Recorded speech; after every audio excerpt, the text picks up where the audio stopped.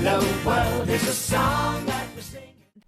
Welcome to the Pop Culture Preservation Society, the podcast for people born in the big wheel generation who were the first people to turn their living rooms into aerobic studios with the addition of a 20-pound VCR. We believe our Gen X childhoods gave us unforgettable songs, stories, characters, and images. And if we don't talk about them, they'll disappear, like Marshall, Will, and Holly on a routine expedition. And today, we'll be saving the glorious sweatband-soaked moment in the 1980s when America pushed the coffee table out of the way, popped a VHS into the VCR, and collectively decided that exercise should involve neon spandex, enthusiastic grapevines, and a whole lot of feel the burn. I'm Carolyn. I'm Kristen. And I'm Michelle, and we are your pop culture preservationists. Let's get physical. Physical. I wanna get physical. All right. Get into physical. Okay, you guys, before we get started, I need you to get in the right mindset. Because today we are going full 80s fitness. And Michelle, for our YouTube viewers, is in the full 80s mindset. She is donning her side ponytail, her furry sweatband headband thing. I'm not sure what that's about. I know what it is. That's the makeup-y that thing. holds my makeup. Yes. It's been The repurposed today. The flash dance ripped t-shirt look and a happy green dumbbell. A happy green dumbbell. That's the name of my new restaurant. I love that. My stripper Yeah, name. so we're talking neon leotards, leg warmers, maybe, like Michelle, a slightly aggressive headband, and absolutely no shame. Because this is peak Jane Fonda VHS in the living room energy. Okay, let me say that again. This is peak Jane Fonda VHS in the living room energy. But honestly, there's a reason this era stuck with us. This is when at-home fitness really became a thing. It was fun, it was accessible, and it made you feel like you were part of something, even though you were maybe just by yourself in the living room. This era also planted a few seeds when it comes to how we think about our bodies and fitness, and we've talked about that before. Today, we're going to kind of stick with the fun part, okay? The music, the energy, the slightly ridiculous moves that we embraced, and we embraced all of it, you guys. So this is your permission to not take yourself too seriously, to turn up the music, lean into the nostalgia, and just move your body. And if you feel the urge to yell, "Stop the insanity," at any point, we support it. All right, ladies, let's do this, okay? Get your buns in the air, everyone. Like we Your don't buns care. of steel in the air. Wave your buns in the air. It's in the air like you. So long, okay. You guys might not know this, but long before neon leotards and VHS, God damn it, you guys. It's one of those days Tongue-tied? where I'm so excited. My brain is going faster than my mouth can go. Okay.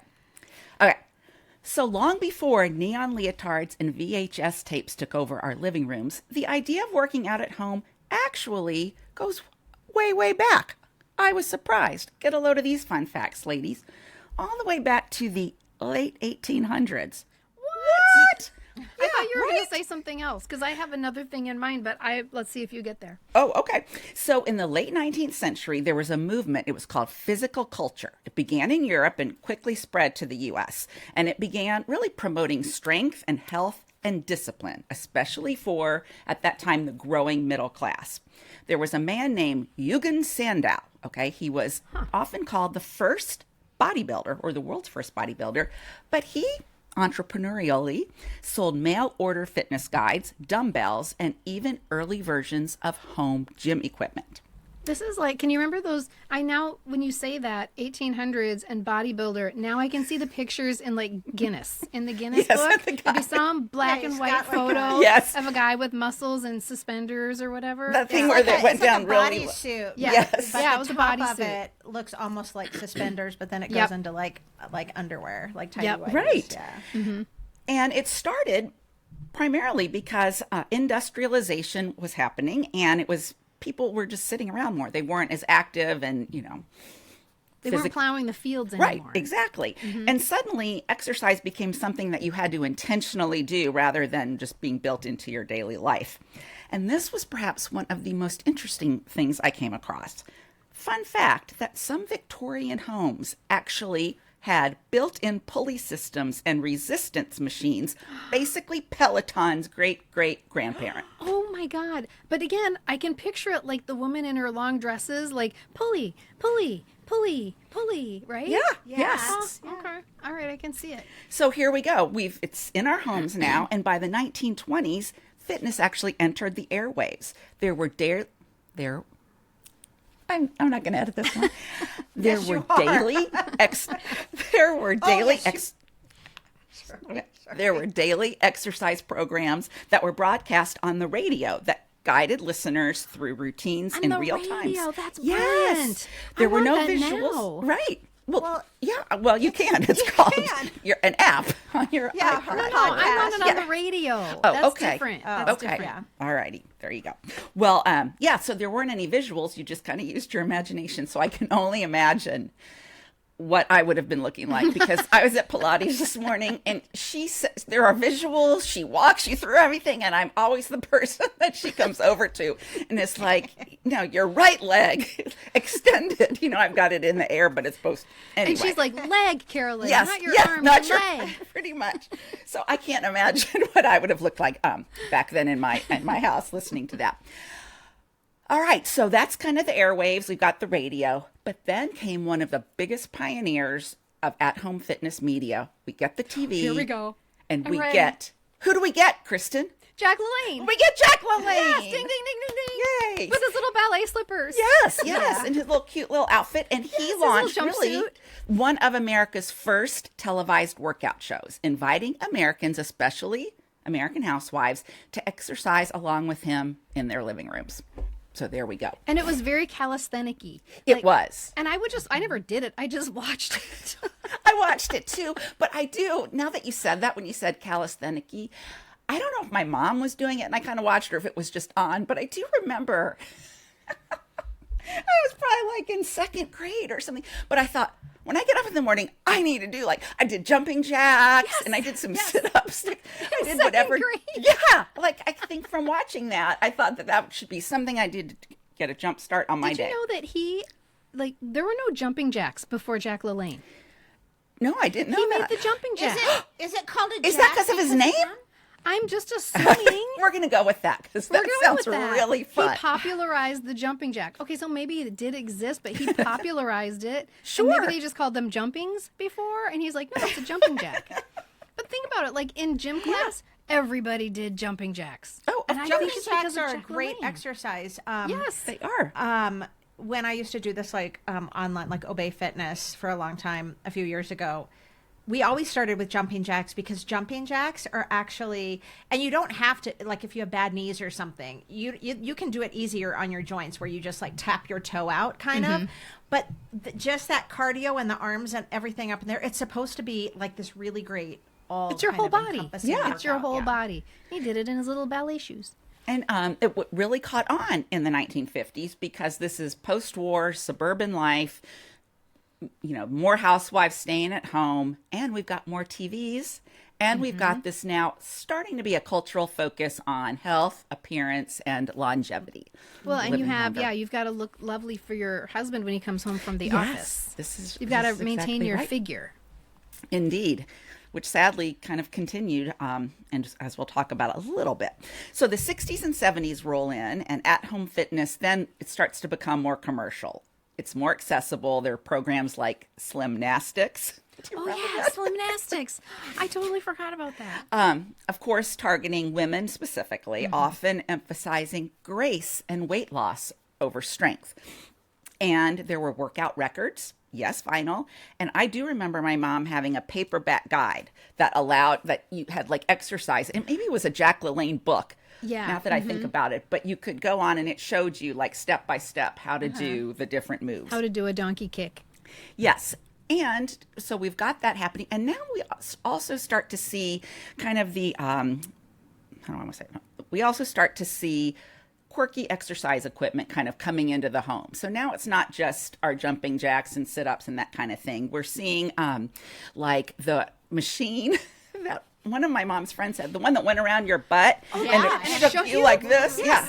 Yes. Is that exercise? What, or are you just shaking the fat off your I I don't- was ass? taking the cellulite. It was to shake Yeah. your cellulite off. That looked so incredibly interesting to me, but also kind fascinated. of dangerous. And I used to think, like, what if it slipped? And yeah. So there was that. And I don't know if you guys remember, I'm sure I've shared the story, but I distinctly remember in our home, we had this contraption that hooked onto the doorknob. Oh, yes. Yes. Mhm. And what On I your arms and realized, now it was like Pilates. They didn't call it Pilates then, but totally, it definitely was that. And I shared the story, if not on the podcast, definitely in writing group, because there was one Christmas that my dad bought one for my mom and showed it to me. And guess what? My mom bought one for my dad for Christmas. They both showed it As to me. seen Told on me TV. exactly, but also keep this a secret. Don't tell your mom. But look my what I gosh. got. Look, keep this a secret. Don't tell your dad. You guys, that was terrible to do to a little kid. Yeah. Like, I held this and I thought, should I tell one of them? Because they each got it for each other.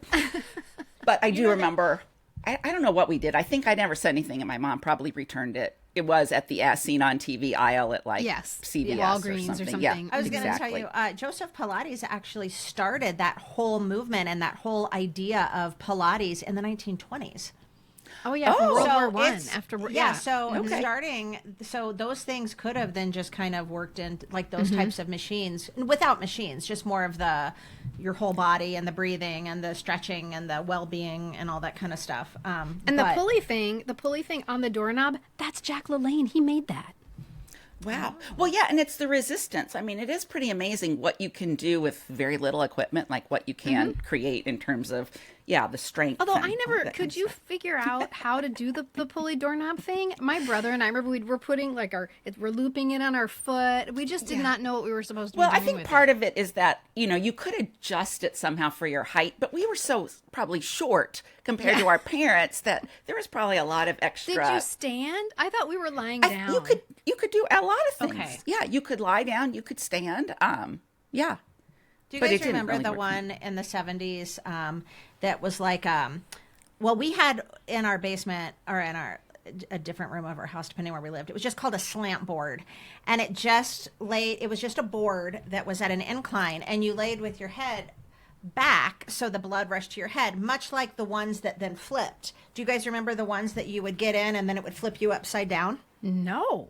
I've you seen kidding? them, but What I've is never. this? I have no Oh my idea. god! In fact, there was on like an episode of like Charlie's Angels or something. She's in it, and it goes upside down. So there was the thing where you could hook yourself and hang upside down from like your door, right? Like that bar that went across. Yeah, But yeah. the slant.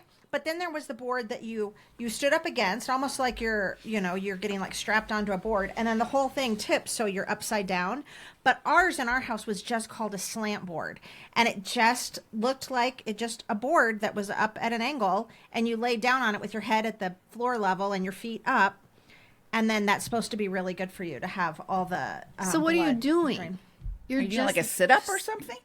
You could do a sit up on it, but just much like the laying upside down, there was that whole thing in the 70s it's just the where laying being there. upside down was good for you and good for your Oh, circulation. It's all and good about for your, being upside down. Got it. It's all about being upside Okay. down. Yeah. Oh my I'm God, gonna that put is that in. hilarious. I'm gonna find all this old exercise Yes. equipment and put in social media this week. That would be That would be fun. That would be awesome. Thank you so much. So, okay, you guys, we're coming up to the late 70s and all the ingredients were in place, okay? We have more leisure time. There's more media access with TVs, and soon the VCR is going to be coming. We have a growing focus on appearance and self-improvement and weight, and also a culture that was ready to turn anything into entertainment. So, That's true. welcome the 80s, the video technology, the bold personalities, and the love of at-home fitness. It didn't just grow. It absolutely exploded into a full-blown pop culture phenomenon. And that's what we're going to chat about today, ladies. So, And it really was, to your point about Jack LaLanne, this really was about women. It's like when it's exploding in the 80s, it's one thing doing your pulley thing at home, Mom, but it's another to have this explosion in the 80s because prior to that, exercise or fitness was really about men in sweatsuits lifting weights. That's what fitness was. And suddenly in the 80s, it didn't look like that anymore. It was completely and utterly different. Exactly. And yeah, and I think the way that it wove itself into pop culture, it was everywhere. Yes. It was the cover of our of 17 magazine. It was playing from our television sets. I think I shared that my roommate in college, 1983, had the LP of somebody we're going to talk about in just a minute, pre her videotape. And it was like 6 or 7 of us would be in our dorm room, propped up the album, like, because the gatefold had the moves on the inside. So I probably was really close to that, trying to do what she was saying on the record. So who am I talking about, Michelle? Who would be that record? Who would be on that record? That's our queen, and that's Jane Fonda. And her Jane Fonda workout, probably. Yes, that's exactly what it was. I just passed up another album of that at a record store in our neighborhood. We have a little vinyl store right in our neighborhood, and I almost bought it, and then I was like, no, it's just going to sit around. But anyway, yeah, Jane Fonda's 1982 workout, her VHS, that was the first non-theatrical home video to top sales charts. And it's credited with single-handedly accelerating the purchasing of VCRs in homes. Like, oh my God, like our moms, that was the thing that bought the took them away. VCR for the Jane Fonda. Wow. So they could have it at home. Yeah. Yeah, they credit that kind of acceleration of Yes. the VCR Wow. boom to Jane Fonda. Because it said that before her workout tape, the VCR was really primarily a luxury item. But but her tape just prompted this boom, right? I mean, come on, workout in the privacy of your own den. With Jane Fonda. The Yeah, TV really. room. I mean, The star yes, of please, like, yeah. Cat Ballou or whatever it is. Is that right? Yeah. Cat Ballou? Well, I was last week's years old when I discovered the reason Jane Fonda created her workout, and it's actually really obvious. I feel kind of dumb now. Jane created the aerobics workout primarily to fund her political activism. Oh my God. Really? Whoa. In the late 70s, she and her then husband, who was also an activist, Tom Hayden, they needed a sustainable source of revenue for their political action committee, which was called the Campaign for Economic Democracy, CED. And she considered other businesses to help raise this money. But then she was like, light bulb, I have a knowledge of fitness. She'd had a passion for fitness after she fractured a bone in her foot in 1978 while filming The China Syndrome. And that ended her ability to practice ballet, which really had been her primary form of exercise her whole life until then. And so she had started really educating herself on other ways of fitness. So she had this knowledge, and she thought, I'm just going to try this. I'm going to share this. I mean, it makes sense, right? Yeah. And that Jane Fonda workout and those tapes revolutionized fitness. I mean, women, our moms, right? I don't know about you guys' moms, but my mom for sure. Our moms, they were empowered like they'd never been before. Like, I remember my mom would go to aerobics when we lived in Washington. She had gained some weight, and that meant to my mom she was probably a size 6, you know. But she was mortified, and she would wear like sweatpants. She was really depressed when we lived up there because she hated the weather and everything. But she would go to aerobics, but she hated going to aerobics because, you know, my mom was all about being glamorous and she hated being seen like at this awful weight she was at, you know, like I said, probably like 140. And so Jane Fonda workouts were awesome because you can do that in the privacy of your own home. I mean, and let's also remember that before 1982, before her 1982 video, the fitness industry was really a male-dominated world. Kristen, kind of like you just said. It was mostly things like bodybuilding and boxing, but Jane Fonda's workout was designed for women. Yeah. And then when you said that before she was a ballet dancer, all of a sudden the world opened up because the thing that is happening in the 80s is that it's becoming a dance culture. And so did that come from Jane Fonda? Or is that just a coincidence? I think, you know, it's kind of that confluence. It's everything, the synchronicity of whatever. Yeah, like, you maybe. know, of disco, because that was kind of already in existence. So we're noticing dancing in different ways. Where, I mean, I'm taking disco lessons in the late 70s and stuff. So to think like, oh, I can do this and, you know, get a workout. Right. It feels a little elevated. That workout fundamentally rewired how women in the 80s viewed their bodies too. Like before the 80s, the primary goal of women's fitness was to reduce. I mean, right? Tab, God. you know, the cottage cheese and lettuce leaf diet and whatever. But they don't even say that, like, I'm reducing. Yeah. Oh, I it can't was, have that. I'm reducing. well, and basically it was to become, the idea was to become smaller through dieting and like calisthenics, you know. Remember the, I love the episode of Mary Tyler Moore where Rhoda comes in, and again, we're supposed to believe Rhoda is fat and needs to lose weight. She's not, but Mary's like in her little leotard, and she's doing the like bend down, touch the windmill. Oh, that was the windmills. That was the Jack Lily. Yeah. So you do these little light calisthenics, but Jane Fonda shifted that narrative toward refining and creating visible strength, like being firm and toned became the toning thing. was big. And she normalized the idea that women could and should push their bodies to the point of physical exertion. Feel the burn, right? Did she Feel the start burn, feel ladies. the burn? I mean, that was so real. I The believe feel- that's her. Yeah. Yeah. And we used, I think I've told you this, we used to call it Jane on cocaine because it was this constant pushing and going faster, faster. And you can harder, do it more, harder. more. Yes. more. Yeah. And you're just exhausted and it feels horrible. But the thing that this movement started that was also different from before is that it also came with woohoos. Like, woohoo! Woo! Yeah. Woo! Yeah. Yeah. You can do it. Look at you. You can, one more, 3 more, 2 more. You did it. And you're not even in the same room. Like, you can't see me. I could be sitting on the couch. But that was Jane Fonda. She was telling us we could do it. And in the male-dominated previous life of fitness, it was probably a little more domineering than that, I'm guessing. Probably. Well, and I don't know if there really was something like that where the men would be going, woohoo, good job, to like There'd be women. no Oh, woo. no. Yeah, There was no no woo. would be woohooing. nothing. Yeah. Well, on the flip side of all of that is, I mean, there was this empowering message of strength, but those videos also reinforced an extremely narrow and often really unattainable beauty standard. Think about it, you guys. All her instructors were almost exclusively thin, white, and able-bodied. And that set a standard that many women couldn't reach, no matter how much burn they felt. So it was kind of a double-edged sword a little bit. Yeah. But these workouts, not only did they empower mostly, I would say for the most part, women, they legitimized fitness as a career. Truly. Yeah. Her success helped turn fitness into a viable professional industry for dancers and instructors, spawning countless copycat celebrity videos and like jazzercise, things like that. Jazzercise, right? Yeah. That was my first job out of college. Yeah. I mean, it was That's 1990, so there were no other jobs. So I became an aerobics instructor. Yeah. Woo! Yeah. Oh, I love knowing. I think I knew that. Yeah, in we some did way, know but that. now That I was- remember. You told us that. That's awesome. So let's go through the numbers.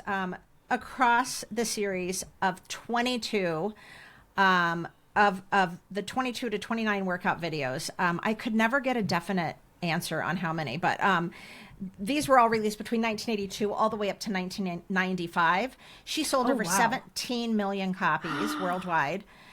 That original 1982 tape entered the Billboard sales chart at number 23 and reached the top 4 within a month, where it stayed for 3 years and spent a total of 145 weeks on the chart just by 1985. Wow. And in its first year, that tape sold over 200,000 units, which was more than Paramount's major film release, Star Trek II, The Wrath of Khan. Oh, no way. Suck on it, Khan. Right? Yeah. And listen to the financial impact of this. By 1989, the combined value of her workout tapes and books was estimated at $35 million. That was by 1989. And by 1988, Fonda had donated approximately $10 million from her workout profits to her political organization, the Campaign for Economic Democracy. So her why from the very beginning paid off tremendously because, 82 was that tape. So let's just say in 10 years, and I don't know how long it took her to, like come up with all of it and film it all. But let's just say within like 8 years, she was able to donate $10 million from this little light bulb idea That's she amazing. had to her amazing. to her campaign. Yeah. How smart is that, though? Like, she I saw this know. writing on the wall in a way that, let's just say it, a lot men didn't. I mean, Right. she, Yeah. you Very know, that. shrewd. Yeah. Very shrewd. Mm-hmm. Yeah. Good for you, And that Jane. she did it with, it was like mission oriented. I do feel a little bit bad because we now know that at the time she was doing those videos, and when you talked about the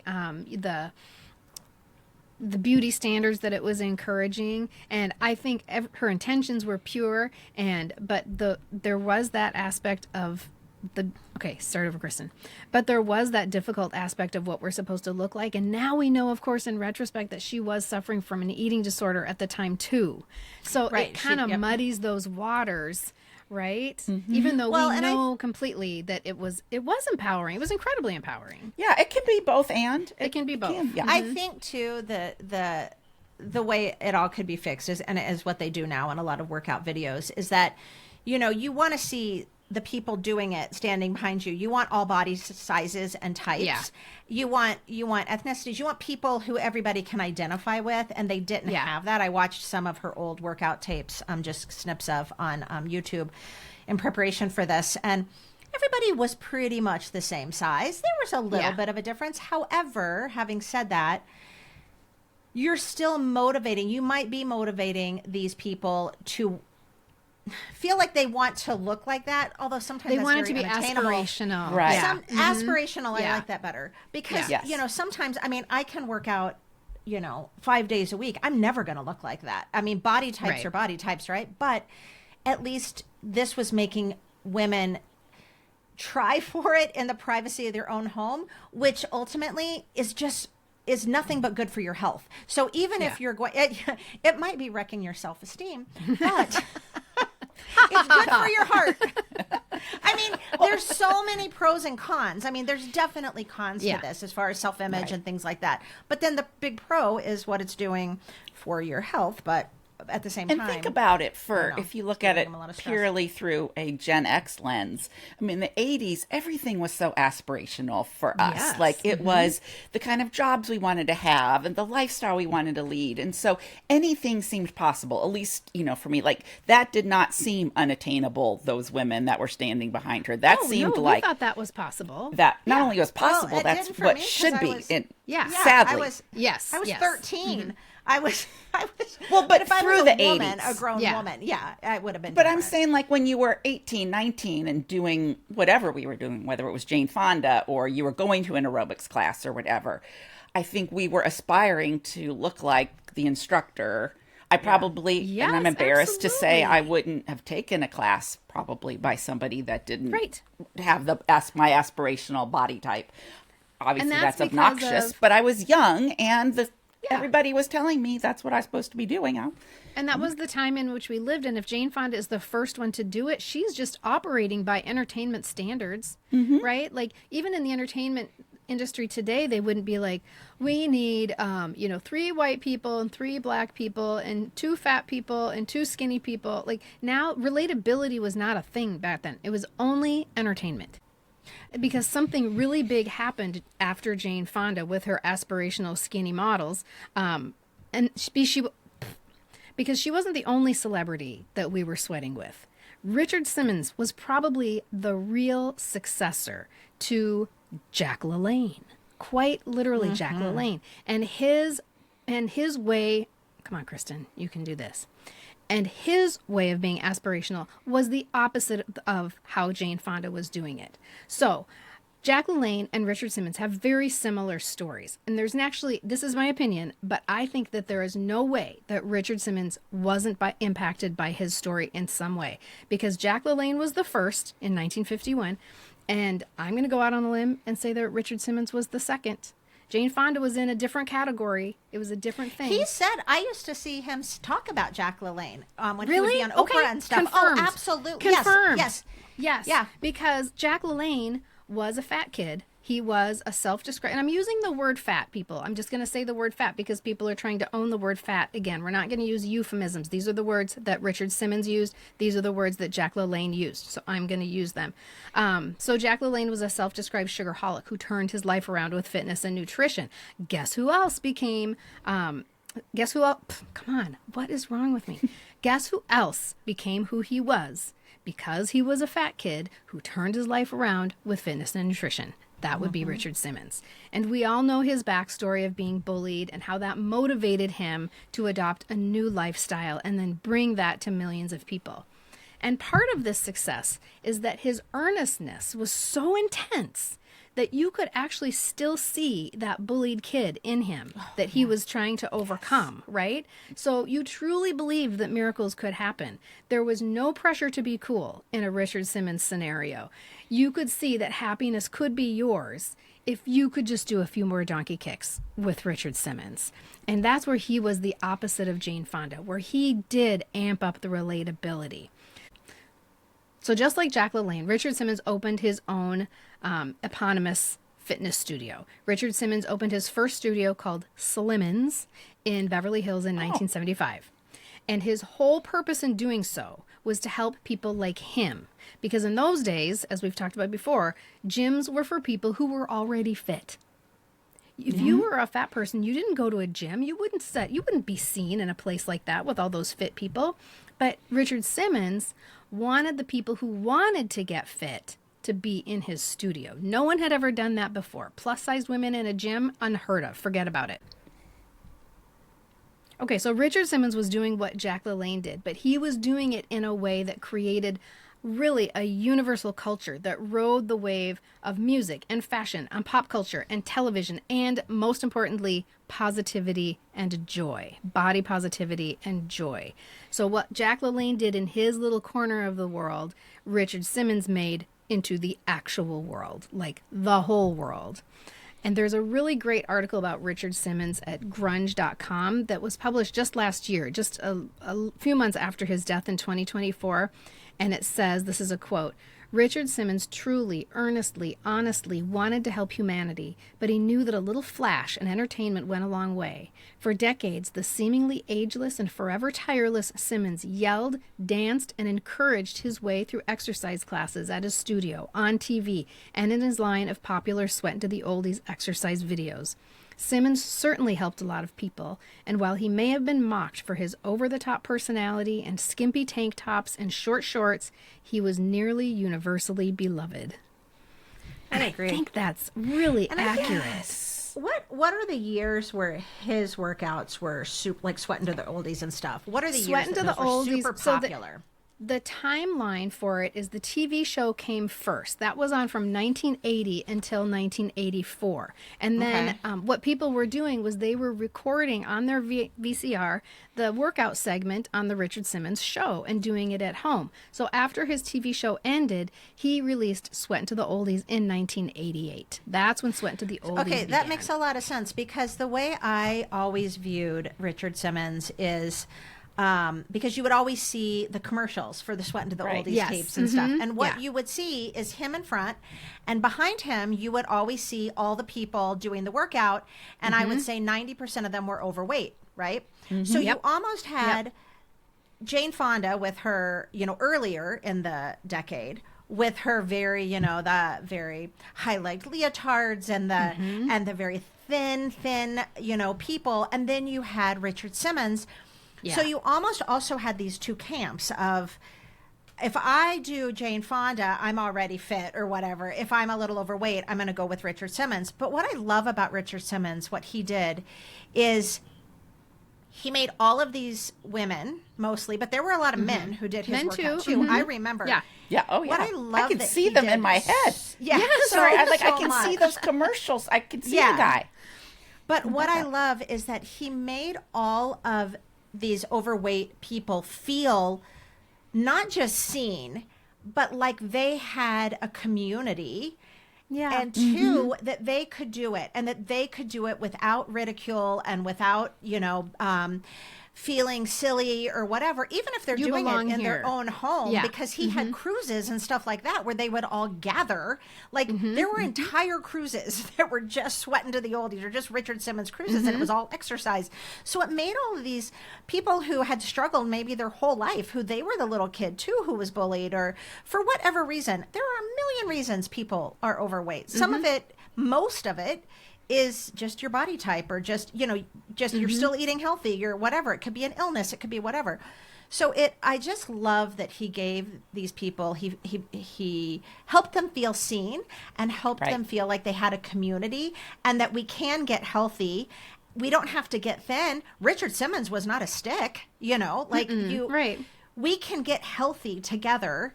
And we can all do it without feeling self-conscious or ridiculed, because, we all kind of like look the same. I loved it. He was 100% about the person who doesn't feel comfortable going to Jane Fonda's studio. Let's put it that way. Sure. If she had a and studio, these people wouldn't go there. And he targeted people who would feel self-conscious going to a gym. So that could be overweight people, or it could be older people, because he used, in Sweatin' to the Oldies, he very on purpose used oldies songs for a reason. He was attracting a crowd who no longer felt seen. People who might go to an aerobics class in a gym and not know any of the songs, and they wouldn't it's not their music. People who thought they were too old to exercise, or too weak, and it was too late for them.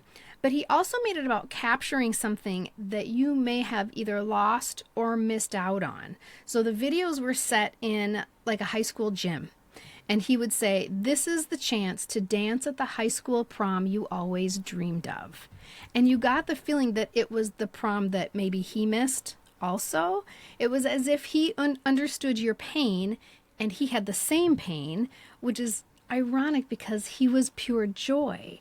But it's very much this joy that comes from pain, right? He was trying to help people in pain find some joy. It was fun. Like, you could laugh when you were doing Richard Simmons. And even if you messed up and you were just in your house doing it, that was okay. That kind of felt like part of it, where the Jane Fonda aspect of it was much more, it was just serious. And if I didn't get it right, I felt stupid. And remember, she was a ballet dancer too. So there's probably a great deal of precision. And grace, which I lack. Yes. So I just loved the fun and affability that he had. And it's like, let's just do this together. I loved it because I never did it. I never ordered the tapes, but I always wanted to. Probably because I was in college, and I'm like, if I order Sweatin' to the Oldies, they're gonna think, because I loved that music. I wanted to. That seemed so fun to me to work out to those songs. It was such a brilliant move on his part. And remember, the music is part of what is differentiating this era from the era that came before. Jack LaLanne didn't have music. He just counted your jumping jacks. Right. That's it. And all of a sudden, we have music. And with Richard Simmons, he's choosing the music very carefully based on who he's talking to. Who do I want to make feel welcome here? So he started, as I said before, his TV show was on from 1980 until 1984. And I just have to wonder, if we had to ask where the fitness craze came from in the early 80s, it's a very chicken or the egg question. Did the craze create Richard Simmons, or did Richard Simmons create the craze? It's hard to say. But if you look at when everything began, Jane Fonda and everything else that we're going to talk about coming up, it all started shortly after Richard Simmons started his show in 1980. You see a lot of 1981, 1982. And I just have a feeling that maybe he lit the fire.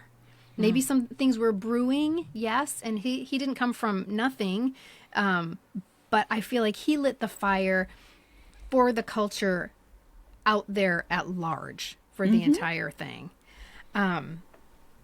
So Richard Simmons became famous not just from his own show and from his own videos, but he was everywhere. He was absolutely everywhere. He actually got his start on the Regis Philbin show in L.A., right after he opened his studio, because Reg's wife went to his studio and was like, Reg, I think he should come on your show. From that, Joy. People, Joy. Sure. Yeah, Joy. exactly. Joy Philbin. People start realizing this guy's very magnetic and charismatic, and he's got a real message. So then he was on Real People Remember Real People Yes. with Byron Allen? Yes. Yes. They're like, here's somebody at work. His name is Richard Simmons. He's got a gym called Slimmons. And this is the gym for the people who don't feel comfortable going to the other gym where people are already fit. And then he gets his own show, of course. But even during that time, he was so television friendly, I guess.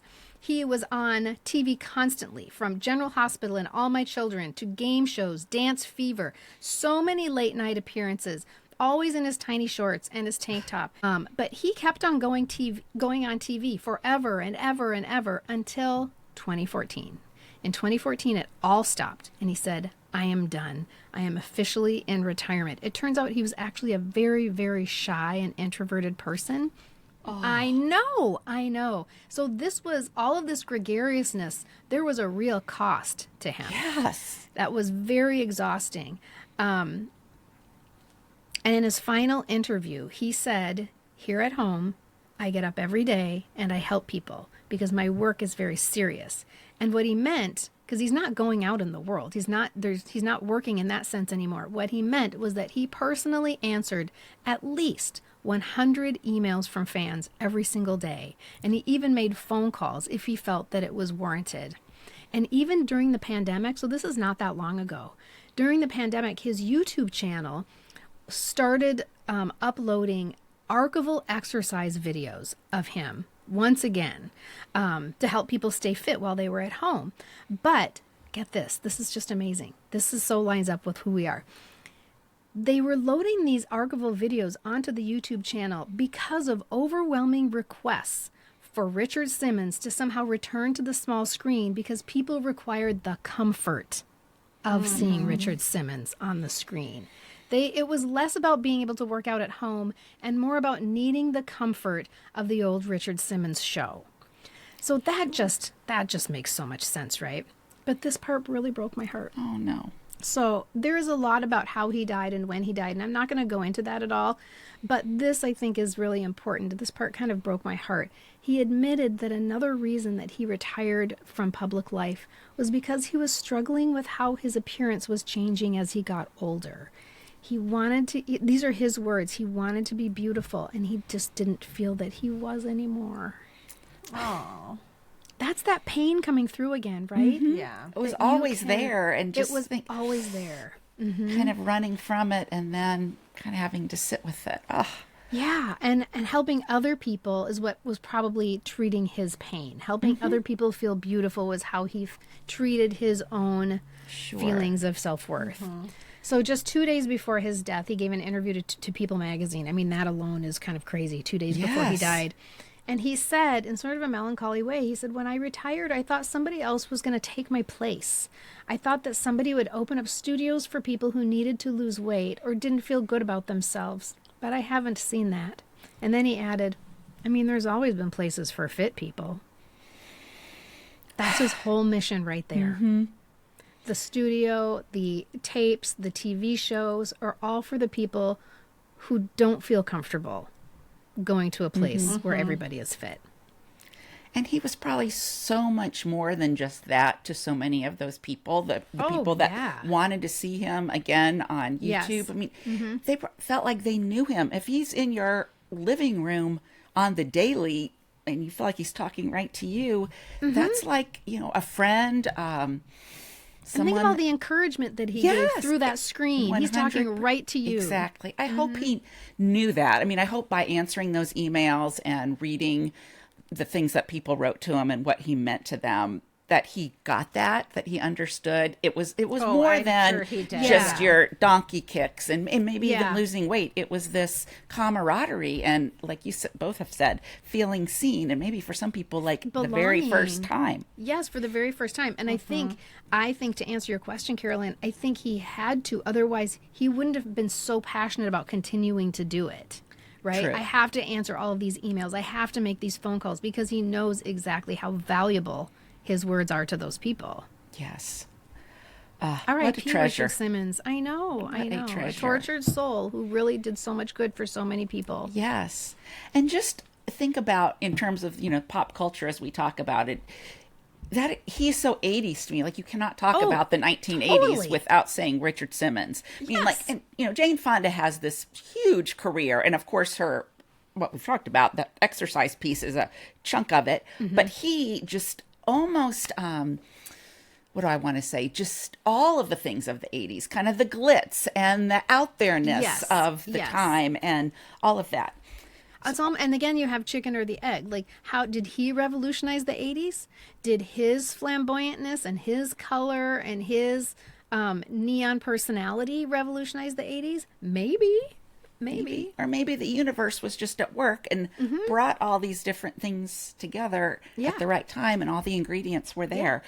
Well, of course, Jane and Richard are probably our two most remembered and revered icons of this time. Icons, indeed, yeah. There are some other names that you might remember, and I wanted to just float a few of these by you and ask if you remember, and if you danced or boogied or sweat to any of these people, like Miss Denise Austin. Do you guys remember Denise Austin? She had a TV show. She sure did. She is, and she has a publication called Fit After 50. And she looks great. I mean, she is a testament to, one, kind of doing it for the right reasons. She was kind of, at least when you think about Jane Fonda, who was a little bit more militant about what we were doing. Jane Austen. Jane Austen. Denise Austin was just... I want to see Jane Austen's workout tape. That's right. That would be so awesome. She was doing on the pulleys in her, Victorian. But it was just that Denise just kind of seemed like the girl next door, joyful, upbeat, happy. And yes, these on television. So this is really access to everybody. You didn't need to have a VCR to partake in Denise. Or buy a tape, She did go on to that, because I think everyone started to see there's a pretty penny that can be had in those. And also you could do it whenever you wanted. So, and to Michelle's point, yes, she's she's 68 now. She's got great workouts. She's, again, a testament to, if you do it for the right reasons and maintain your health and body, you can live a really great life. So she has an Instagram account and a publication called, I think it's Fit After 50 or Fitness After 50. But we'll put a link to that. She has an app too. I'm not sure. Oh, really? Oh, probably. Probably. They're They're hard. know. I used to try to do them when I was like in my 30s, like a young mom. I'm like, I'm going to do these, and I'm going to have a flat stomach and whatever. And they're hard. Yeah.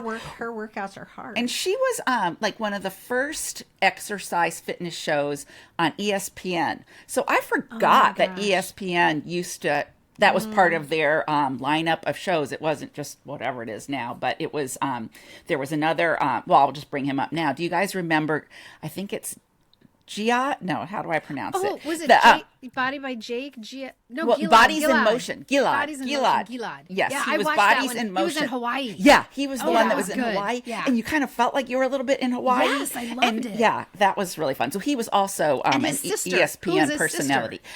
I saw her name, but I couldn't tell you what it is right now. I can't remember. She was beautiful and in front of the beach and everything. Yes, oh, my God. I know. And his show on ESPN was actually the longest running fitness program that they had. And they noticed that there was a real appetite for that kind of content for a while, until they didn't, obviously. Then, do you remember Kathy Smith?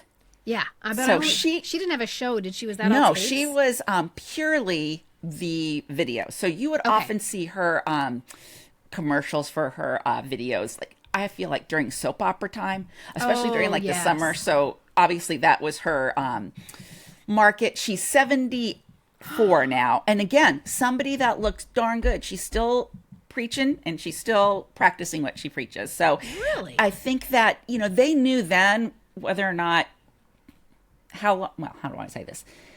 It may have taken us as a society a little bit longer to realize this, but the health and fitness piece of all of that, not just to look a certain way or be a certain weight, but there was a lot of merit in aging and how we could do that in a good way from what we learned from those people. And somebody that really preached this, if you guys remember, this kind of goes late 80s into early 90s, we get Susan Powder.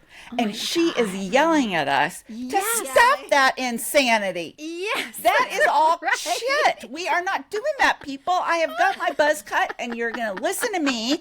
And she just kind of really was ahead of her time in all of this. Like, she's saying this whole diet culture, get rid of it. Stop that. We need to do this for the right Stop reasons. the insanity. I forgot about Stop the Insanity. She built a multi-million-dollar movement and company very, very quickly. I mean, she just shot from here to there.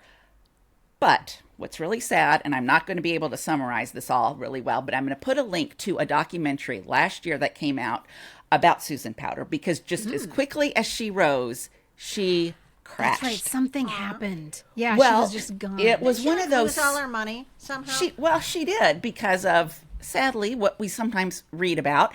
She was a woman, and she was given some bad business advice, and there were a lot of men who managed her money and kind of took advantage of her. Oh, sad. And the industry, certain industries weren't really a fan of her message, of this message of eating right, she was kind of the whole foods movement. She didn't want you eating snack wells, that kind of thing. Right. So there was kind of, once again, as fast as she rose, were some people that didn't maybe want to see her to be successful or see her successful. So she crashed, and all that money, she didn't see it. She didn't have it.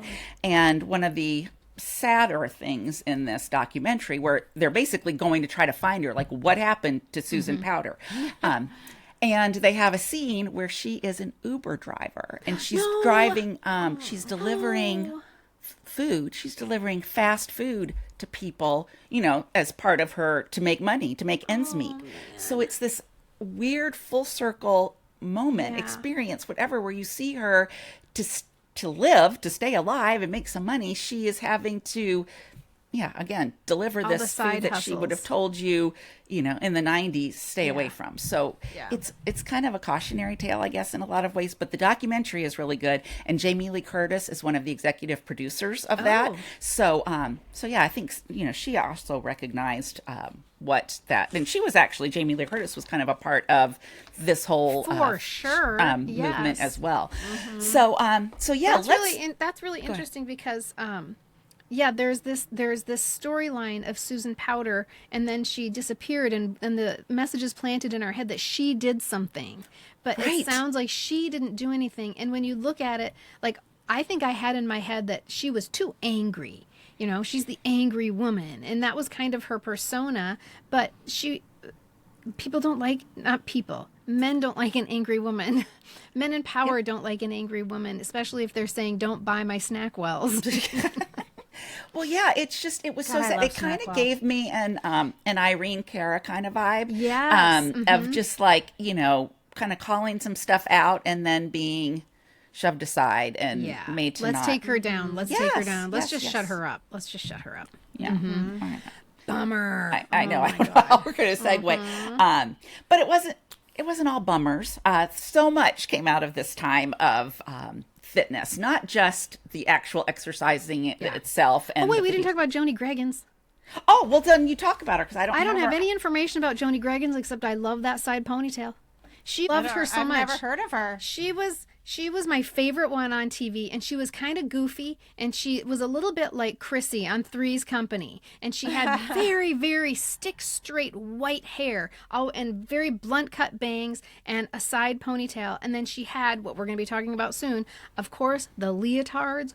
They were awesome, and I would do Joni Greggins every day. I just thought she was quirky and just fun. I think I had a Joni Greggins record also. If it wasn't I didn't have a tape, but I feel like either it was a book or a record, and she's on it. Everybody always did on the cover of whatever they were doing, always doing a leg lift.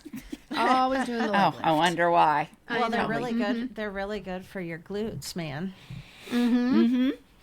Well, we certainly can't ignore the impact that Jane Fonda and her workout and all these others had on fashion. But Jane's, for sure, her signature outfit of leotards, tights, leg warmers, which she most likely just adapted from her ballet background. For She sure. was just kind of bringing all Went that to her stuff back in. closet. Right. Yeah, it became such a defining fashion trend, and not okay, really, in my opinion, linked to like a very specific aesthetic, right? Like what you can look like in these things, because they were very high cut leotards, like French cut, like above the hip bone. Yes, above the hip bone. Yeah, and leg warmers and headbands and all this stuff. They weren't just clothes, like workout clothes. They truly became like a uniform. And a uniform that signaled that a woman was invested in her body, right?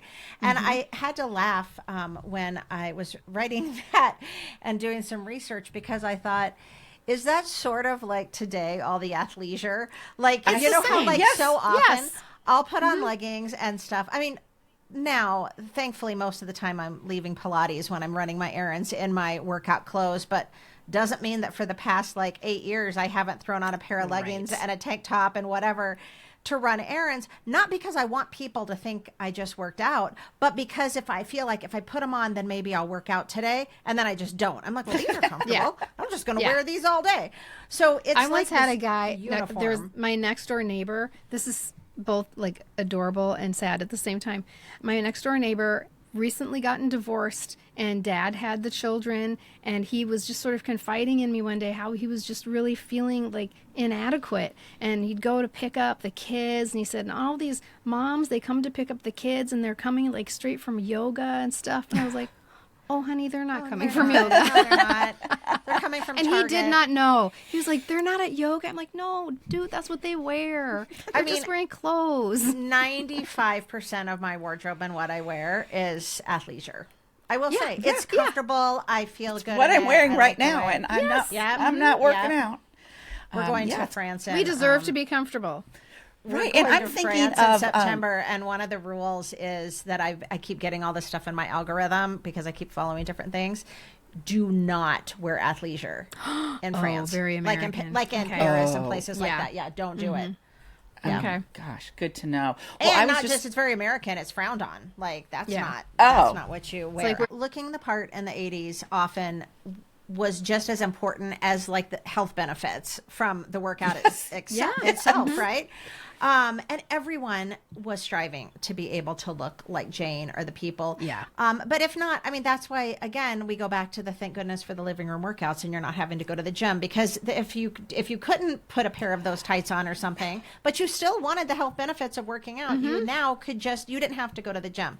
Okay, I'm going to read a list of some things and I want to know which of these you're guilty of. I mean, proud of.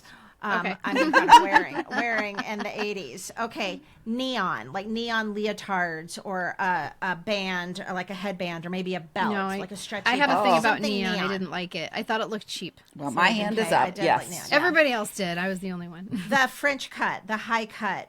Leos, sure. That went way up over your hip bone. Yep. Yeah. Yes. We have a picture from our honeymoon, and we're on a snorkel boat. We were in Maui.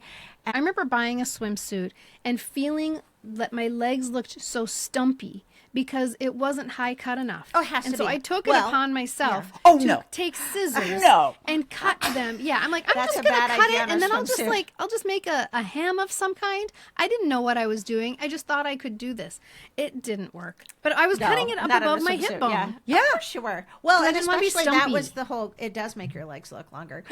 Okay, we've talked about the spandex tights. So the tights that are like thick and shiny. So you would just like slide right off the bed. Yeah. Yes. Shinier the better.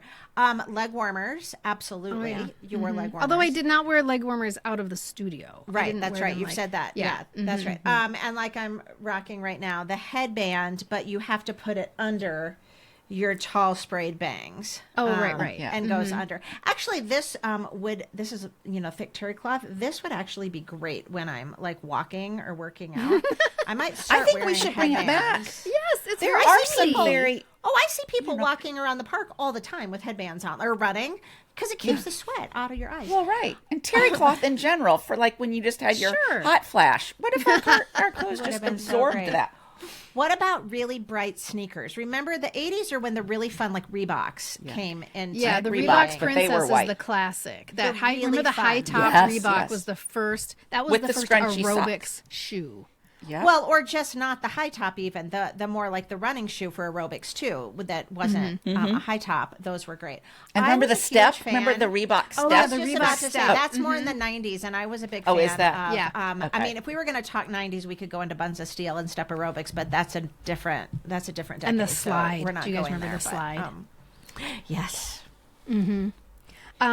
My mom, this is like very, very early in this trend, and my mom got a membership at Spa Petite, which was like a little workout gym for women, Spa Petite. Oh. And this is at the beginning of this, I think the beginning of the fashion trend was that it popularized leotards for people who weren't dancers. Like, remember in that Mary Tyler Moore clip you just talked about, Mary's got her leotard on, but Rhoda has her sweatsuit on. Yep. So now everybody was going to wear a leotard. And so I remember going to the store with my mom to get her outfit for Spa Petite. And she bought a baby blue leotard and baby blue matching tights and little ballet shoes to wear to Spa Petite, where I think she mostly like rode an exercise bike. But I remember her putting on the leotard, and it was, again, low, and like 1950s leotard where it went low around her legs. And I was like, you look stumpy, Linda.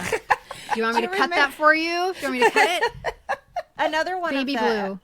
pieces of exercise equipment that I'm going to find and share from the 70s. It was a little bike, but the handlebars went forward and back. Oh, You yes. would pedal and go forward and back. It's a full body workout. Okay, did you have a little belt around your leotard? Well, I wanted to ask you Yes, guys we about did. that. Yes. Yeah, that's what I said totally earlier did. with the neon. A Mine little had stretchy belt. Yeah. And then we do you had to remember in this? ballet, but not in You workout, did? but in Why did ballet. you need the belt? You have to wear a ballet belt in ballet because the teacher needs to see where your waist is. So we all Is that had what the that exact is? right. Yeah, you have and it like has a little I clip had in the no front idea. that you do. I have to no. see where I your just waist thought it is. was fashion. And then sometimes people would take a little elastic belt and they would weave it through the leg holes and clasp it in front. In front, on your so it went belly. under your butt because the legs were Yes. so high. It went up to your waist basically. I had no idea what the hell that was for. It was just like wearing a necklace, but on your leg holes. I think that's I don't pure know what it was fashion. for. That's it pure is. fashion. Yeah, it has Yeah. to be. It's not. It's But not think holding about your it, if you pants did up it or now with anything. regular leg holes, it would be like right in front of your like pubis. Like Yes, you know, it'd be like it your would- mons but pubis or whatever that's but called. the leg holes were so high that when you threaded it underneath your leotard and it came out the front, it came out at about your waist. Yeah, like your waist or your belly button area. Yeah, Oh it my was, and it God, looks yeah. like your Did not belt. do I'm like, that. why don't you just put it around? Why are we putting it under? I don't know. I don't get it. That Isn't has that to just be weird? pure fashion, right? Yes, absolutely. I think for sure we can say that a lot of this fashion we're talking about, and even the kind of cut, I cut the top off one of Brian's t-shirts for this look today. I think so much of it though was inspired by media, right? By the movies, Yes. Mhm. and Yep. and the TV shows even of the 80s. Just the t-shirt alone that you're talking about right now, where you take a t-shirt and you cut it off. Everybody, tell me where that's from. 1, 2, 3. Flashdance. Right. Jennifer There's Beals. just, isn't that funny that there is not a single person who is living at that moment who doesn't know that, who didn't. And at first we cut them ourselves, but then pretty soon you could go to the store and they're pre-cut. right. They're cutting them for you, all because Jennifer Beals cut up her t-shirts and wore them in the movie Flashdance. So the bleeding of fitness into our pop culture was less like bleeding and more like a hostile takeover. It was loud and colorful, and it really blurred the lines between, we haven't really talked about this much, but it's blurring the lines between dance and exercise and art and not art. And the first thing that I think that we think of as like an exercise induced movie, but it's really not, is Flashdance. Movies like Flashdance were not about exercise, but you kind of didn't know that. This was not a fitness movie. It was 100% a dance movie. But if you went to an aerobics class in 1984, you definitely were doing donkey kicks to Maniac. For sure. Because that's really the definition of aerobics. It's fitness dancing. So You're running we're in all place. wearing... Yes, we're running in place. Running in place. Yeah, right. Pull the lever down. Keep your The feet water little. Keep falls your over feet you. little. Yeah. And then you switch your head around. Switch your head around. Switch your head around. Yeah, that's Maniac for sure. So we sort of took that fashion from Flashdance and we brought it with us into the aerobic studios because we were all dancers in the 80s. We were aerobics dancers, but we were all dancers. Just like Jane Fonda bringing her ballet wear into her VHS tape. That's really what we were doing, is we were all posing as like these quasi dancers for a decade. But the movie that went there, like all the way there, in a way that was a little too on the nose, was the movie Perfect. Oh my God. This is the 1985 movie starring John Travolta and Jamie Lee Curtis and Mary Lou Henner, which was mostly about John Travolta doing hip thrusts in tiny shorts. That's really what the movie is about. And it was shouting a little too loudly, like, aerobics is life. There's no escaping it. There's no other story. It's just aerobics. This movie went too far. It was so concentrated that it made too apparent the ridiculousness of it all. The shorts were too short, the body rolls and hip thrusts were too pornographic, and the aerobic sequences were too long, with Jamie Lee Curtis and Travolta like trading fuck me vibes throughout every aerobics routine. It's just like hip thrust, hip thrust, hip thrust, looking at each other, hip thrust, looking at each other. Like, what do you mean, Jamie Lee Curtis? What are you asking for right now? These aerobic sequences went on so long that people felt like it was a porn flick instead of an aerobics movie, and audiences did not. Can you believe like you just it. said an aerobics movie? I know. And yet, that's what we're talking about. That's exactly right. So, Perfect was nominated for 3 Golden Raspberry Awards, including I thought you John were going to say Travolta Golden for Globe. Oh no, Thank Golden God. Okay. Raspberries. Yes. Worst actor for John Travolta, worst supporting actress for Mary Lou Henner, and worst screenplay. Ouch. Yes. Not to mention that it was a nod for Worst Picture at the Stinkers Bad Movie Awards. Notice Jamie Lee Curtis is not nominated in any of these. I find that interesting. I was so excited for this movie because I was excited for the blurring of dance and fitness. And I was like, I'm not having fun right now. Like, it was just, I did not like it. I did, however, have the soundtrack, which is very important because it shows how music was to not just this movie, but to the entire fitness and aerobics craze, how important it was. This soundtrack included Jermaine Jackson, Whitney Houston, Nona Hendrix, the Pointer Sisters, the Thompson Twins, and most memorably, Wham Rap is on this soundtrack. Because you gotta, and I want to, someday I'm going to memorize all the words, but I didn't. I know. I know. Can you do the whole thing? I can do the whole. So can my girls. So can my daughters. And it's not too late for me. It's not too late. Maybe that's what I'll do for my 60th birthday. I always use that, and I have since the 80s. I've known it all, but I always use that as what's your fun talent or what's your whatever. It's I can sing the whole Greek alphabet and I can sing Wham Rap. And what's funny is my older daughter, she's also known it since she was probably like 10 or 11. And one time when she was in high school, they were sitting in a circle and they had to say that, like, what's a hidden talent you have? And she said, I know all the words to Wham Rap. And nobody knew what Wham Rap was, obviously. I mean, right? Yeah. But there is nothing I love more than when I'm visiting her in Chicago. She loves 80s music. And so this is my older daughter. And when Wham Rap comes on and Emily and I are together, oh man, we sing. I mean, and it is just flying out of our mouths, and we're looking at each other, and we're singing, and it's so fun to have someone who knows it with you. Now imagine doing hip thrust with John Travolta doing Wham Rap. Wham Rap is in all my workout playlists, so that's exactly why it's on this soundtrack. That's right. And all the songs on this soundtrack have pretty much the same beats per minute, because the important part about, what differentiates aerobics from a dance class, we got to take our heart rate. You got to get your heart rate up. I forgot about that. We're going to stop. Remember, we're going to stop. Yeah, and then multiply it by 10. And mine was always way too high, and I would kind of lie. But you didn't. But you had to stop it. You wanted to keep marching. Keep marching. Yes. You don't want to stop. I don't know why we're going to die or something. I don't know what was going to happen. Keep marching and take your heart rate. Yeah, that was hard. I just always, because you have to raise your hand. Well, at least in mine, it'd be like, okay, anyone around this? And people would raise their hand. And then it would be over this. Oh, well, then you. So even if I was over the number. Yeah. Were you in the red zone? Or the blue zone. Yeah. They even taught us in gym class how to do it too. I remember in the 80s they taught us how to do it. I know. Yeah. Now all I'm thinking in my head is, Wham Rap. Yes, of course. That's all I'm thinking. Okay, so we'll put a clip of that right in there. And now we're going to talk about the music. So the music is the thing that differentiated this fitness craze from everything that came before. It was nothing without music. Music was the backbone of the entire thing. Suddenly we were exercising to music because we were also dancing, right? It's like jazzercise. It's like a jazz class, but we're taking our heart rate. It's the same thing. We're dancing. And that was a game changer for all of the people who weren't like sports ball people.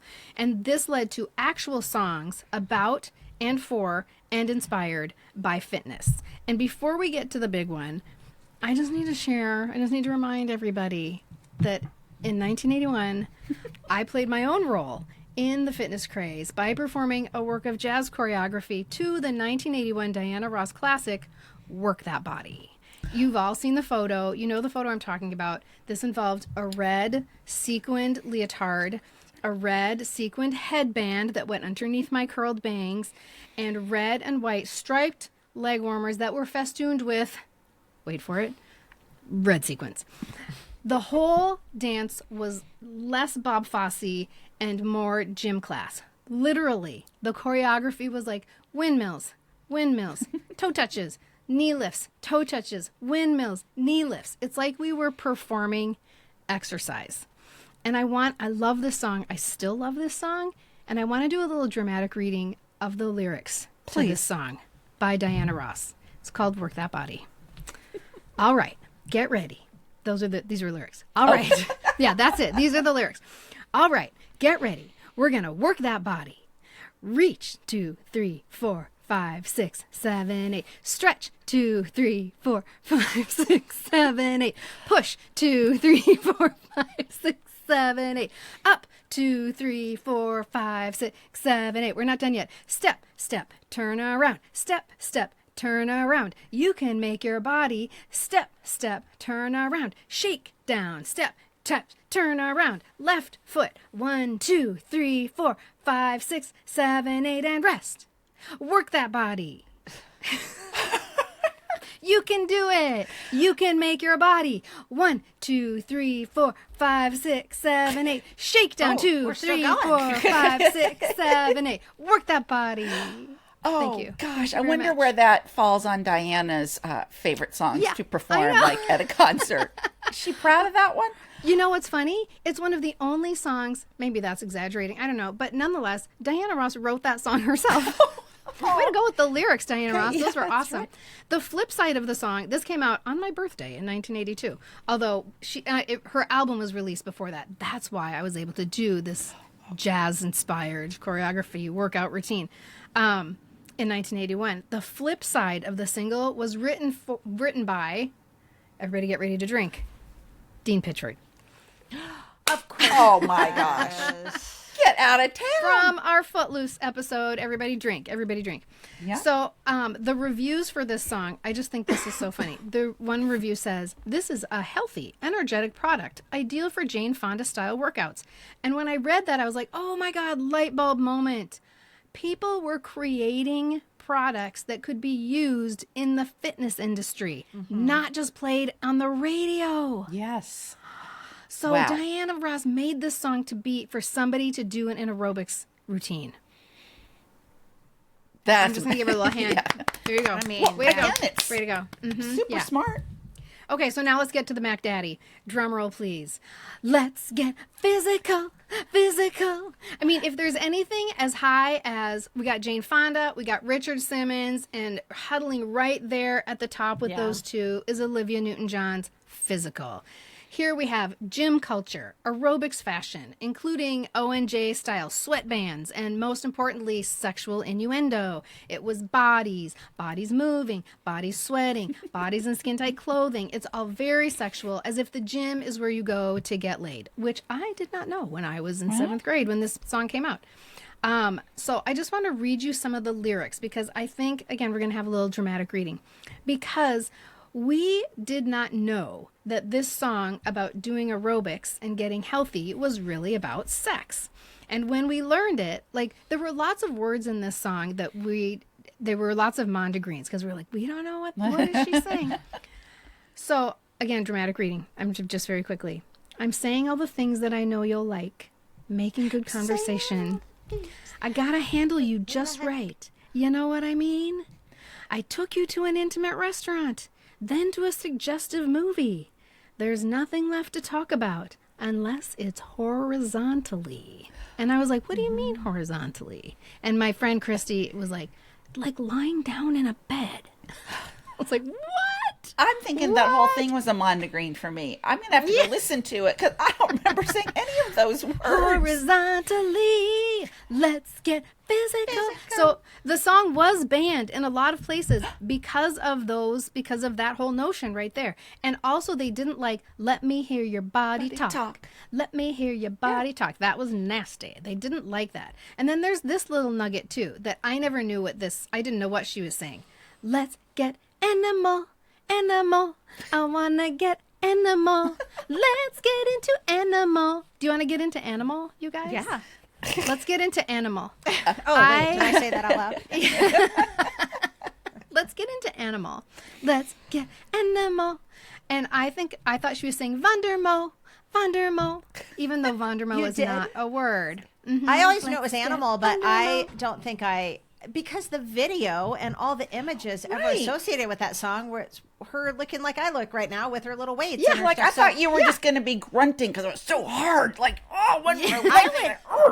I would sing all the lyrics, but I didn't equate it to that just because my brain wasn't working like that yet. I had to have it explained to me. And when it was explained, it was so very cheeky. And these suggestive lyrics were a very important part of not just the fitness craze of the moment, but part of her makeover package. ONG did a makeover, a transformation, just like Sandy from Grease. She was the clean-cut good girl, and then she became a real sex goddess, and she became the first crush of so many people. And it all started with that last scene in Grease when Cardigan Sandy becomes Carnival Sandy, and then what comes next? Boom, physical. Let's get animal. And it was racy enough. It was so racy that ONJ did have regrets after it was released, and she wanted to pull it.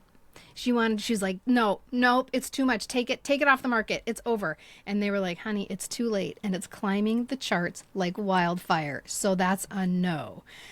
So the video was really what helped me understand what she was even talking about. This is a hilarious rewatch. You need to watch this video and also know that it won a Grammy for Video of the Year. This is purely a woman objectifying men, and it's very refreshing. Yeah. But it's also, I'm not sure how much we had seen of women objectifying men before physical, and it's pretty empowering. But if you turn to the tables and if a man were doing that or saying those things, it would be highly inappropriate. So the premise of the video is ONJ is all jazzercised up in her leotard and her headband, and she's trying to teach a bunch of overweight men how to exercise, but they are lost causes. And she leaves the room to take a shower, as one does. She's very sexually frustrated. She wants to get it on at the gym, and these guys are not doing it for her. So shower, water falling over me, water coming out of my mouth. But somehow when she's gone, all of these overweight men turn into like Arnold Schwarzenegger types, complete with tiny little banana hammocks, which pleases ONJ when she gets out of the shower and now is going to play tennis. And so ONJ starts to flirt. She's going to get it on with one of these banana hammock guys. But then two of the men walk out holding hands. Oops, they don't like ladies, even if it's Olivia Newton-John. And I'm like, really? In 1981? This is amazing. And she's like, oh, well. And then more men leave. And they're all going with each other. They're like arm in arm and holding hands. All of the men are gay. She's like, what about me? Until she finally finds the one remaining overweight man. He's the one who's heterosexual. And they go play tennis. That's the video. That's the Cliff Notes of that. That is, yes. Mm-hmm. Wow. I'm going to have to rewatch it because it is so funny. Any of that stuck in my head. I just It's have her so like hilarious. I her in her little remember that outfit. video very clearly. We'll put it in the weekly reader. Yeah. Yes. And there are toe touches and windmills and headbands. It was, and like I said before, it would be very inappropriate if it was sung by a man. It was written for Jesus Christ. It was written for, and I'm quoting here, a macho male rock figure like Rod Stewart. But ONJ's manager heard it someplace in the studio and was like, no, I'm taking it. As you know, this was a ginormous hit. Huge, huge, huge hit. It affects the culture. It makes us all wear headbands. It was at number 1 for 10 consecutive weeks, which was the most of all time at that point in time. And you guys might remember from our Solid Gold episode where the Solid Gold dancers every week, they would get the information about what was the number 1 song before the rest of the world did, because they had to choreograph a little dance to it. And every week they would open the envelope and it would be physical, and they'd be like, no, not again. They had to do the same 10 separate dances to physical, because you couldn't repeat. You had to do new choreography each week, and they're like, God damn it. It was the most successful single of her career, and it was the most successful song on the Billboard charts of the 1980s. And part of its success is due to ONJ's previous Goody Two Shoes image, and then being able to be a sex goddess. She did that so successfully. And this is a quote that comes from Record World, and I think it's very accurate. They attribute its success to being to the song being a big pounding beat and the lusty idea of Olivia Newton-John getting physical. It's a little bit of a Madonna whore situation. Like, she was safe, but she was also now insanely sexy. Yeah, and as you're saying all that, I'm realizing, at least for me, that kind of goes along with my coming of age. It was, there was Grease, there was that kind of thing, and Have You Never Been Mellow, and loving her from that and seeing her at the rodeo.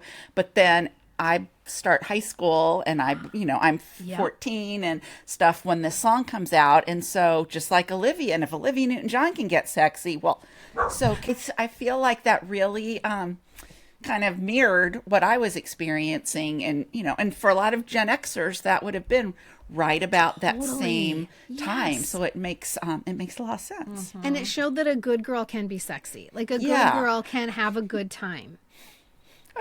Yeah, I'm just thinking that's what I was, imagining in the early 80s. I'm going to be sexy Carolyn now, Carnival Carolyn. When you think about how many times a good girl has tried to change their image, like we talk about the people on Little House on the Prairie, and you're like, no, Nellie Olson, take the bikini off and put on a prairie dress. Like, you don't want it.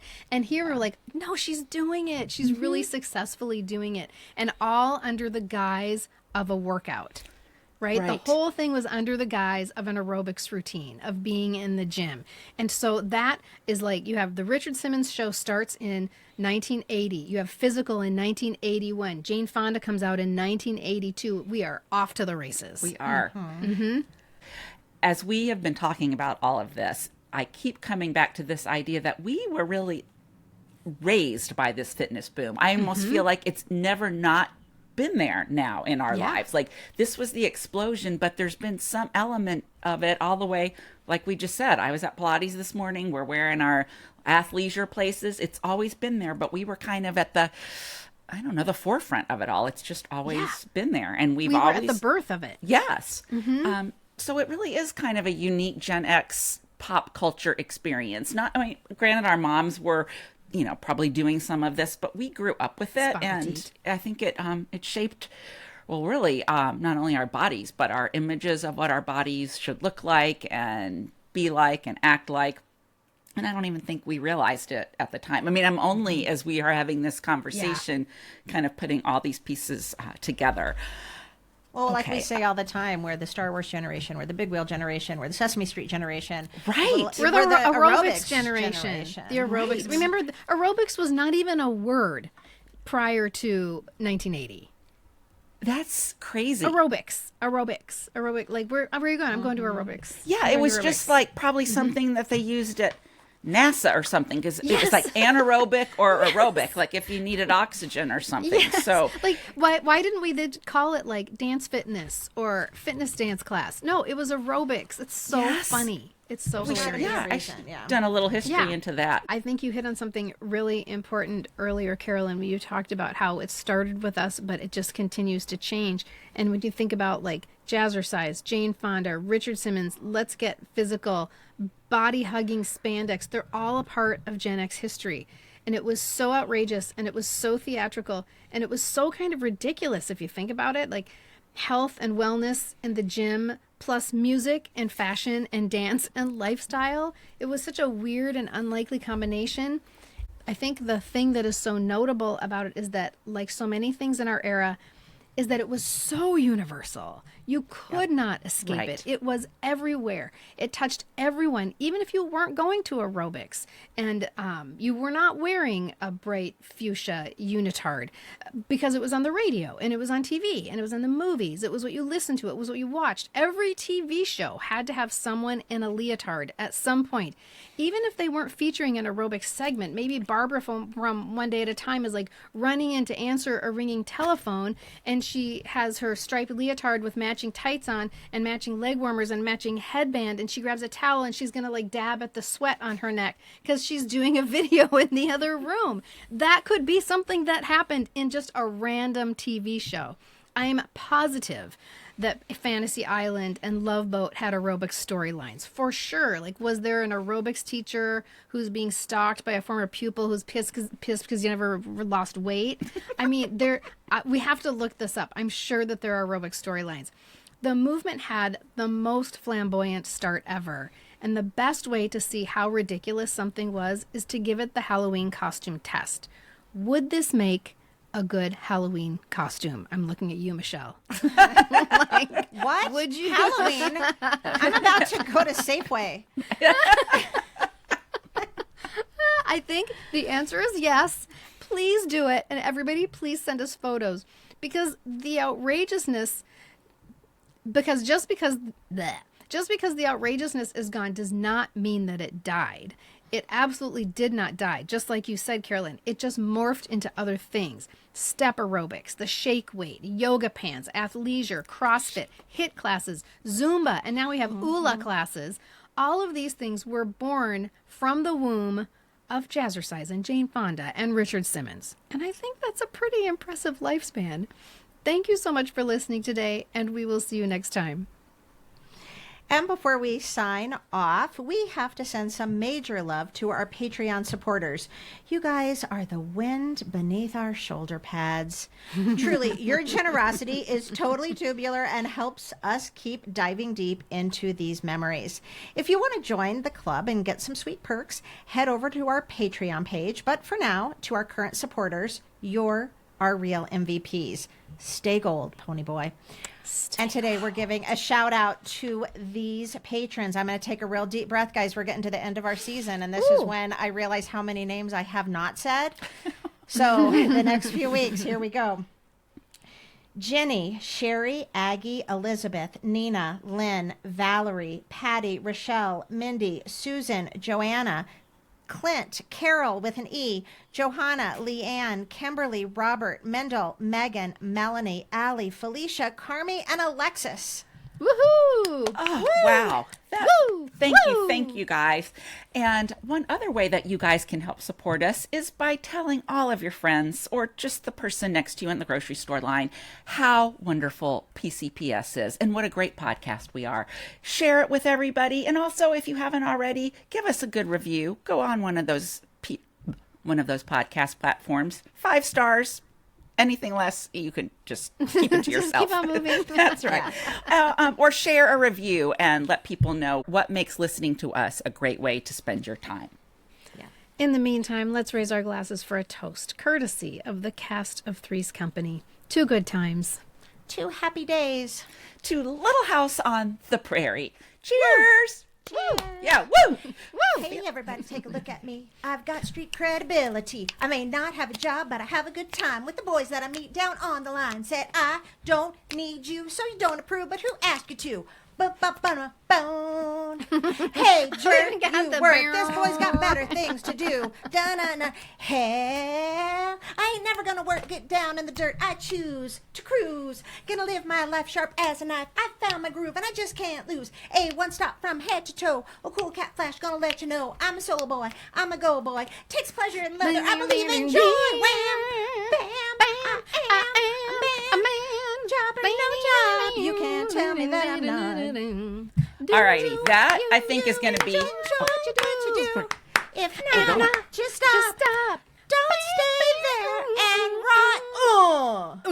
Oh, the You got soul.